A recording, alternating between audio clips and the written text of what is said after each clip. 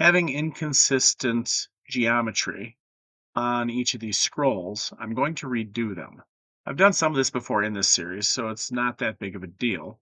But the process basically is going to be to take the geometry that I just fixed on this scroll and apply it to each of these items. I'll have to remove the shape keys from this item and then make sure that I've consistently applied the seams and materials to everything before reapplying the shape keys. The main purpose of this, though, is not to go through all of that again, but to just show that you can copy and paste geometry from one item to another. Before I do that, of course, I want it to match up, so I'm going to take scroll 12 and I am going to Alt P to clear existing parenting. And we'll see now that that's sized out at the same consistency as everything else.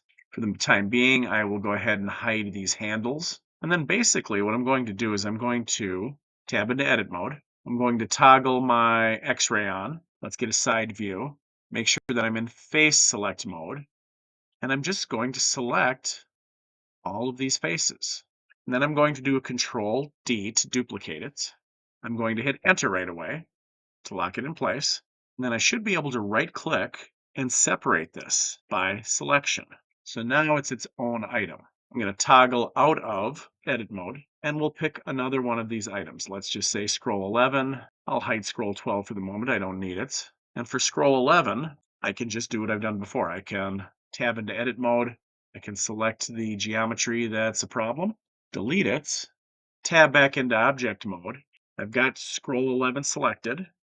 I can also hold down Control and select scroll 1. Now, scroll 1 is the one that's highlighted and active. If I want to keep the naming conventions, holding down Control, I'll reselect scroll 11, and I should be able to just Control J, and they are joined as one object.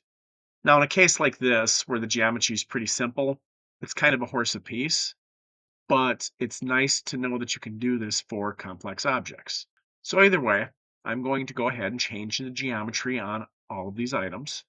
And then later on, I'll come back and make sure that I've got the seams and materials applied as needed.